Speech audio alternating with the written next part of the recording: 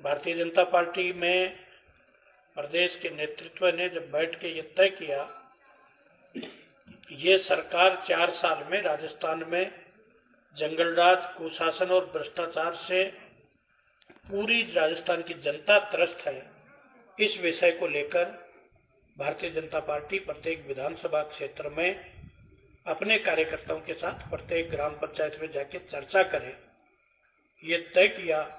और ये तय करने के बाद 3 तारीख से 15 तारीख के बीच पूरे राजस्थान में ये यात्रा कल शाम तक लगभग राजस्थान में 95,000 किलोमीटर चल चुकी थी। मुझे आपसे इतना कहना है कि 2018 के चुनाव में जब कांग्रेस आई तो उसने अपने घोषणा पत्र में लिखा था कि हमारी सरकार बनी तो हम किसानों का संपूर्ण कर्ज माफ कर देंगे, बिजली के इनको शिकायत शिकायत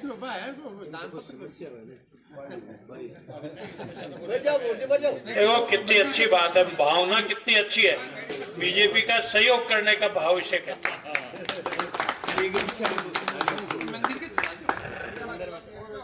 मंदिर में खेड़िए दान पत्र मंदिर के मायने विराजो कुंवर जी,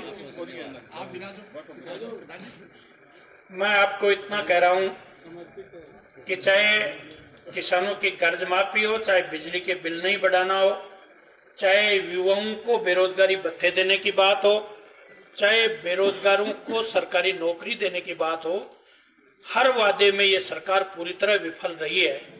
और ये विफल रहने से राजस्थान की जनता के मन में एक बड़ा आक्रोश है। सीकर जिले की जनता के मन में, सीकर में प्रभावी प्रतिनिधित्व होते हुए भी, प्रभावी प्रतिनिधित्व इसलिए कर रहा हूं कि राजकीय पार्टी के प्रदेश अध्यक्ष सीकर जिले को बिलोंग करते हैं और हम जिस विधानसभा क्षेत्र में खड़े हैं, हमारे इस विधानसभा क्षेत्र को बिलोंग करते हैं।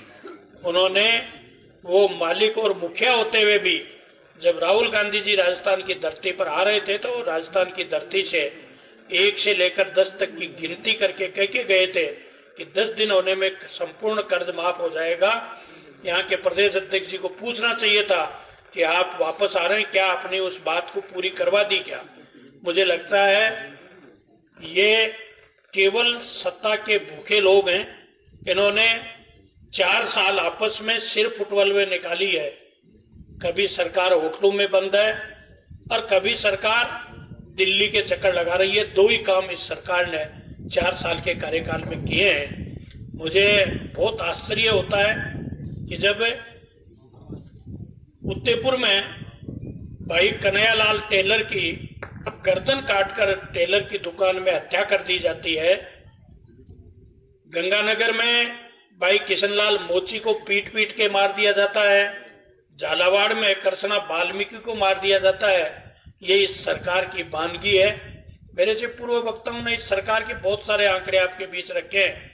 मैं केवल इतना आपको कहता हूं, प्रतिदिन 7 हत्याएं होती है, प्रतिदिन 17 बलात्कार की घटनाएं इस सरकार में होती हैं। ये पूरी तरह कानून व्यवस्था को कायम रखने में फेल सरकार है।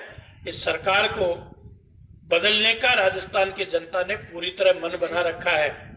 मैं एक तरफ इस सरकार की बात है, दूसरी तरफ मैं बात करना चाहता हूं केंद्र सरकार की, सम्मानीय नरेंद्र भाई मोदी की। उन्होंने संपूर्ण विश्व में भारत की ताकत को बढ़ाने का काम किया है।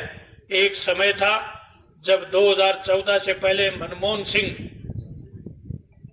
दूसरे देशों में जाते थे, दूसरे देशों में उनकी सुरक्षा की जांच की जाती थी, और आज जब नरेंद्र भाई मोदी दूसरे देशों में जाते हैं तो वहां के प्रधानमंत्री और राष्ट्रपति रेड कारपेट बिछा के गुलदस्ता लिए स्वागत करने के लिए खड़े रहते हैं। ये भारत के स्वाभिमान की बात है।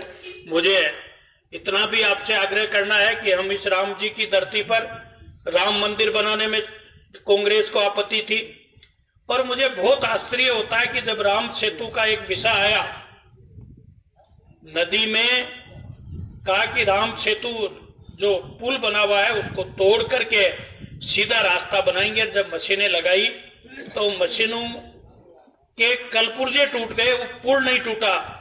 तब जाकर उन्होंने ये स्वीकार किया कि ये राम जी की ताकत है, इस राम जी के देश में उस ताकत को चैलेंज करने का दुस्साहस करने वाली कांग्रेस भारत से गायब होने की स्थिति में है। बहुत जल्दी कांग्रेस मुक्त भारत होने वाला है।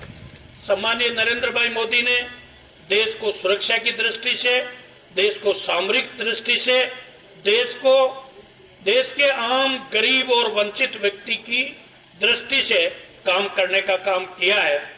मुझे कहते हुए प्रसन्नता है कि भले ही चाहे किसान को किसान सम्मान निधि देने की बात हो, भले ही 80% लोगों को उनके खाद्यान्न के सामान की पूर्ति कराने की बात हो, जिस ढंग का केंद्र का शासन है वो गांव केंद्रित है, वो गरीब केंद्रित है, और वो इस बात की चिंता करते हैं कि इस भारत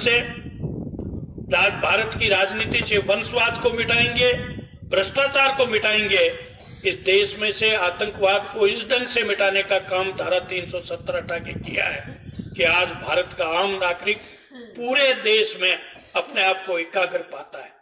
मैं जो बातें आपको कह रहा हूं, आप सभी अखबार में पढ़ते हैं, टेलीविजन में देखते हैं, सभी जानते हैं। मुझे तो आपसे आग्रह पूर्वक एक ही बात करनी है कि जिस प्रकार की स्थितियां आप सब जानते हैं, आप सभी ने 2023 में इस सरकार को बदलने का मन तय करना है, और आप बड़ी संख्या में एक छोटे से आग्रह पर गांव के इतने जिम्मेदार लोग, जो बुजुर्ग लोग हमें आशीर्वाद देने आए, जो युवा साथी हमें सहयोग का भरोसा देने आए, मैं आप सबका हृदय के अंतःस्थल से आभार प्रकट करता हूं।